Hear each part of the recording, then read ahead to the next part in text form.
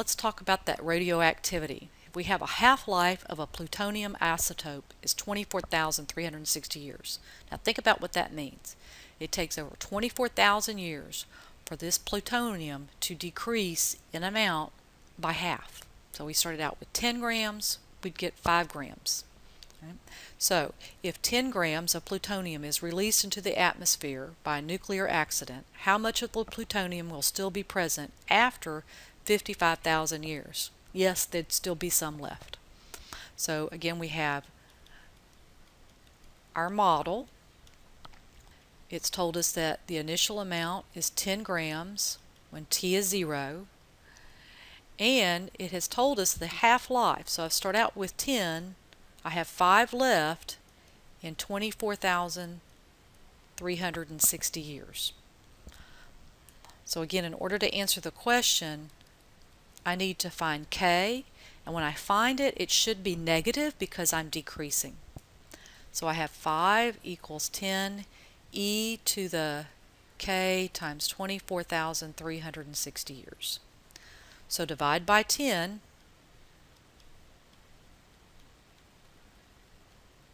So in the other problems where we were doubling, now I'm getting half, and again that ratio here is a half.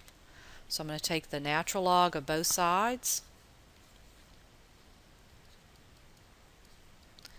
That cancels. Divide by 24,360, and that's going to be our K. Okay, so we have the natural log of 1 divided by 2. That's my numerator, divided by 24,360. What does that mean? What is that EE?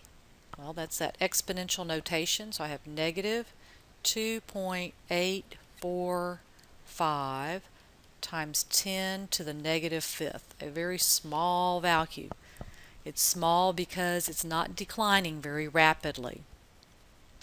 Now again, I would leave that in my calculator. So I have this model.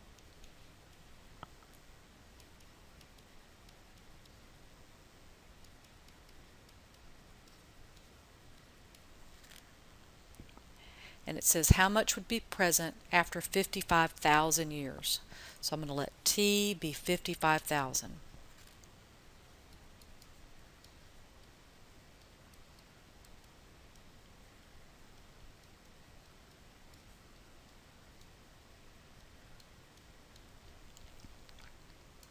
So again, bringing up my calculator, this was my K value, left it in there.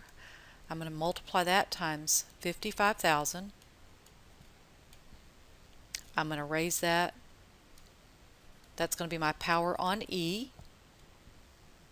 And then I'm multiply times 10.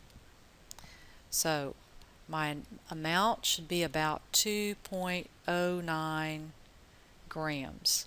So after 55,000 years, I started out with 10 grams, and I'm left with just 2 grams. Let's look at our last example. Carbon-14 dating is a way to tell how old some things are by measuring the amount of carbon-14 in whatever is dead, basically. So we have a piece of wood that's found to contain 30% of the carbon-14 that it originally had. When did the tree die? Well, let's see. We have a half-life of 5,730 years of carbon-14. It didn't tell us what they started out with, right? So we have this model, and we don't know that. Well, how about let's let that just be C for carbon-14. And that's when time is 0. So half-life is 5,730 years. Well, what is Q? Well, if we started out with C and the half-life, then it would be half of C. I know that looks strange, but remember, when we started doing the division, things divided out. So let's see if we can find K.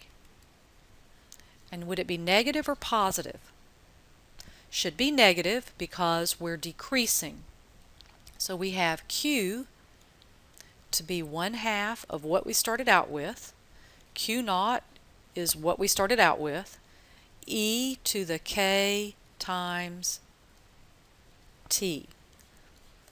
Right? That was that relationship. When we had 1/2 of what we started out with, time was that. Now let's divide both sides by c. Look at what happens. We have 1/2 equals e to the k times 5,730. That's why it's okay when we double if we don't know what we started out with, because it's going to divide out. So I'm going to take the natural log of both sides. So we're going to have the natural log of 1/2 equals k times 5,730. And let's solve for k. So we're going to bring up our calculator. So we have the natural log of 1 divided by 2, again, because it's that half-life. Going to divide by 5,730. And we do get a negative value.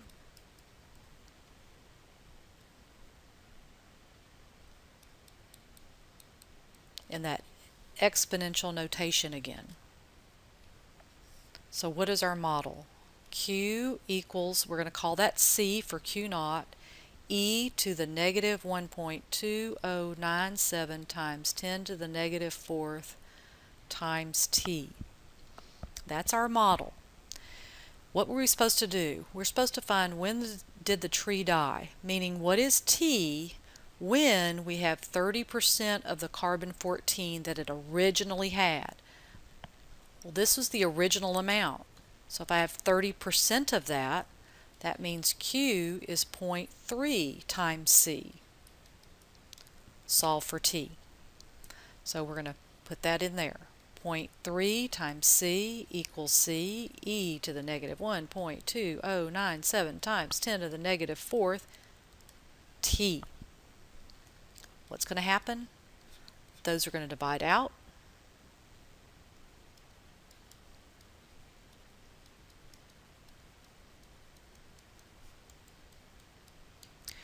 We're going to take the natural log of both sides. So this is a very repetitive process, which is sometimes good.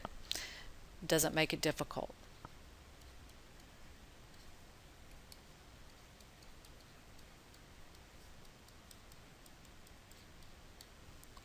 We're going to divide both sides by that.